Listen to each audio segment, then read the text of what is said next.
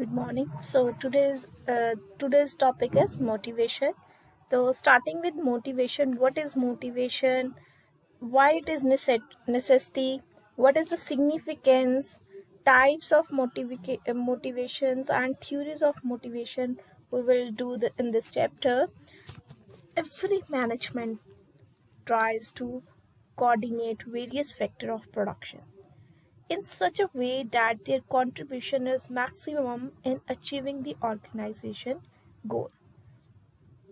तो हर एक management try करती है सारे फैक्टर ऑफ प्रोडक्शन के बीच में कोऑर्डिनेशन बना के रखे और जो कंपनी का मेन गोल है उसको प्रॉपरली अचीव करे. But the performance of non-human factors like machine will depend upon the level of technology. But the human being efficiency depend upon the overall essential to increase the efficiency के लिए हमें क्या चाहिए? Motivation. उसको ability to do work कैसे आएगा जब हम उसको मोटिवेट करेंगे. तो एक पर्सन की परफॉर्मेंस को मेजर करने के लिए या पर्सन परफॉर्मेंस जो परफॉर्म कर रहा है उसकी एबिलिटी एंड मोटिवेशन पे डिपेंड करता है. Both these factor taken together अगर हम बात करें तो वो efficiency of human being increase हो जाती है. If a person does not have the capability to do work, then he cannot increase his efficiency. But on the other hand, even if a person has got the ability but is not properly motivated, even then his performance will be low. अगर एक person है उसको काम capability है उसके अंदर लेकिन आप उसको मोटिवेट ही नहीं कर रहे तो उसकी एफिशिएंसी गिर जाएगी. और एक ऐसा पर्सन है जिसको आप मोटिवेट करते जा रहे हो बट उसको पता ही नहीं है काम कैसे करना है तो भी उसकी एफिशिएंसी गिर जाएगी. तो in the case of the human being अगर आप चाहते हो कि उसकी परफॉर्मेंस बेटर रहे तो उसके लिए ये दोनों चीज़ें बहुत ज़्यादा ज़रूरी है. अब मोटिवेशन क्या है? मोटिवेशन एक कोर फंक्शन है मैनेजमेंट का, इम्पॉर्टेंट फंक्शन है which encourage person to give their best performance. They help in reaching the enterprise goal. Positive motivation जो है वो अनेबल करता है आउटपुट को इंक्रीज करने के लिए. और दूसरी साइड देखें तो अगर हम किसी को नेगेटिव मोटिवेट कर रहे हैं तो वो परफॉर्मेंस को क्या कर देगा? रिड्यूस कर देगा. अब मैनेजमेंट जहाँ पे ह्यूमन बीइंग को ग्रुप फेस टू फेस करना पड़ता है, ग्रुप को सुपरवाइज क्या करता है, हर एक पर्सन को डिग्निटी और रिकॉग्नाइजेशन दे रहा है, प्रोवाइड कर रहा है, मतलब उसकी सेल्फ एस्टीम कंप्लीट हो रही है तो वो डायरेक्ट और इनडायरेक्ट वे से क्या हो रहा है? मोटिवेट हो रहा है. मोटिवेशन जो वर्ड था वो ड्राइव किया गया था मोटिव से, which means idea, needs और emotion that promotes man into action. जो उसने सोचा है, समझा है, प्लानिंग्स है उसके पास, उसको आप एक्टिवेट कैसे करोगे, कुछ एक्शन में कैसे लेके आओगे, उस चीज़ को हम मोटिवेशन बोलते हैं. It is the stimulation of any emotion और desire operating upon one's will and promoting or driving it to action. किसी के इमोशन को स्टिमुलेट करना, उसके डिज़ायर को ऑपरेट करना ताकि वो काम करने के लिए मजबूर हो जाए, उसको काम एक्शन में करना पड़े. मोटिवेशन अगर देखा जाए तो कॉम्प्लेक्स प्रोसेस भी बोल सकते हैं, starting and keeping a person at a work in the organisation. अब मोटिवेशन क्या है? एक इनर फीलिंग है जिसमें पर्सन जो है एनर्जाइज फील करता है और यहाँ पे इमोशंस के साथ या डिज़ायर के साथ आप उससे कोई पर्टिकुलर वर्क करवा सकते हो. अगर उसकी नीड्स जो है अनसेटिस्फाइड है, person disturb his equilibrium level as well.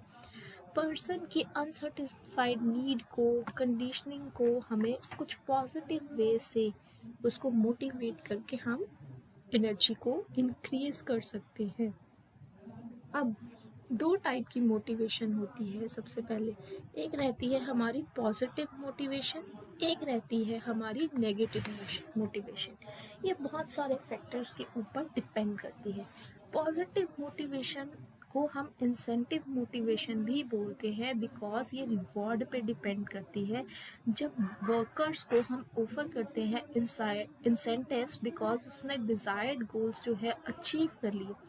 अब पॉजिटिव मोटिवेशन में आप उसकी सैलरी इंक्रीज कर सकते हो, उसको प्रमोशन दे सकते हो, उसको रिकॉग्नाइजेशन दे सकते हो। Employees are offered the incentives and try to improve their performance willingly. Real और positive motivator जो है responsible है high standard performance in formation, educate for self control, participation of workers। देखें पॉजिटिव मोटिवेशन जो है always corporation of employ को increase करता है और दूसरे लोग जो है इसमें हैप्पी फील करते हैं। Whereas in the negative motivation की बात करें तो इसमें एक डर बना रहता है, जिसमें हम डर के साथ काम करते हैं। जैसे हम किसी को बोले अगर आपने गोल नहीं अचीव किया आपको क्लास से बाहर निकाल दिया जाएगा, आपने असाइनमेंट टाइम पे नहीं दी, अगर मैं टेस्ट में फेल हो गए आप मेरी नेक्स्ट क्लासेस नहीं लगाओगे। तो जो डर में रह के कुछ हम किसी का मैकेनिज्म पुश कर रहे हैं, that is negative motivation. Employees do not willing cooperate, rather they want to avoid the punishment. Employees का यहाँ पे पनिशमेंट के डर की वजह से उनके अंदर गुस्सा और फ्रस्ट्रेशन ज़्यादा बढ़ जाएगा। यहाँ पे कोऑर्डिनेशन थोड़ी कम हो जाएगी और रिजल्ट भी जो है वो डिज़ायर्ड वे से नहीं निकलेगा। तो पॉजिटिव मोटिवेशन जो है वो ज़्यादा बेटर है और नेगेटिव मोटिवेशन के साथ आप जो है बेटर रिजल्ट नहीं निकाल सकते। नेक्स्ट हम पढ़ेंगे आपके सिलेबस में दो थ्योरीज जो हैं वो बहुत फेमस है और दी है, that is Maslow need hierarchy theory और एक्स एंड वाई थ्योरी। तो जो मैस्लो नीड है वो एक पर्सन था अब्राहम मैस्लो। उसने इस चीज़ को प्रॉपरली डिफरेंट 5 स्टेप्स में एक्सप्लेन किया। मोटिवेशन जो है वो इन्फ्लुएंस करती है पर्सन की नीड के अकॉर्डिंग, वो किस चीज़ को सबसे पहले प्रायोरिटी दे रहा है। The importance of need will influence the level of motivation. तो A.H. मैस्लो जो था वो अमेरिकन सोशल साइंटिस्ट था जिसने ये फ्रेमवर्क दिया, जिसने प्रॉपरली एक्सप्लेन किया हर सर्टेन नीड को। He has categorized human needs into 5 categories.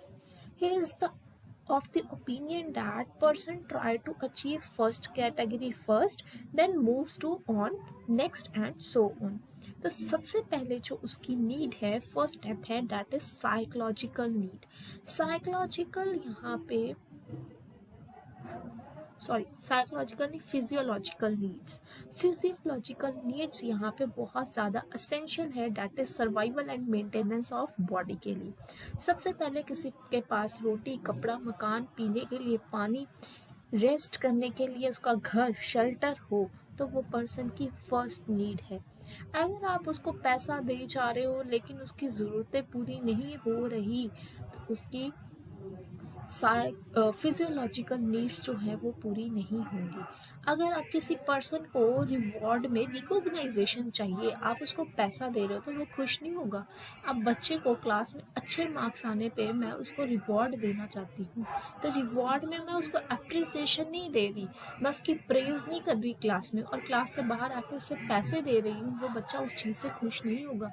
जब उसको क्लास में रिकॉग्नाइजेशन चाहिए, हम उसको शाबाशी बोलते हैं, स्टेज पे बुला के प्राइज देते हैं, तो वो ज़्यादा खुश होता है। समटाइम्स हमें किसी की नीड्स देखनी पड़ती है, तो यहाँ पे फिजियोलॉजिकल नीड्स में जो है सर्वाइवल और मेंटेनेंस ऑफ बॉडी के लिए जो चीज़ें चाहिए पहले उस पर फोकस करो। नेक्स्ट स्टेप आता है हमारी सेफ्टी नीड्स। सबसे पहले जब हमारी साइकोलॉजिकल नीड्स जो रोटी, कपड़ा, मकान है, शेल्टर है, रेस्ट के लिए पूरी हो जाती है, तो नेक्स्ट स्टेप जो है हमारा आता है free from physical danger and fear of loss of job, property और शेल्टर, ये हमसे कोई ले ना ले।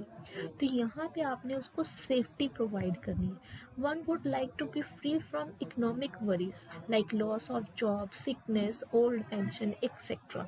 Physical safety like against murder ना हो जाए, उसका एक्सीडेंट, फायर लग गई तो उसको कैसे लॉस जो है उसका पूरा होगा।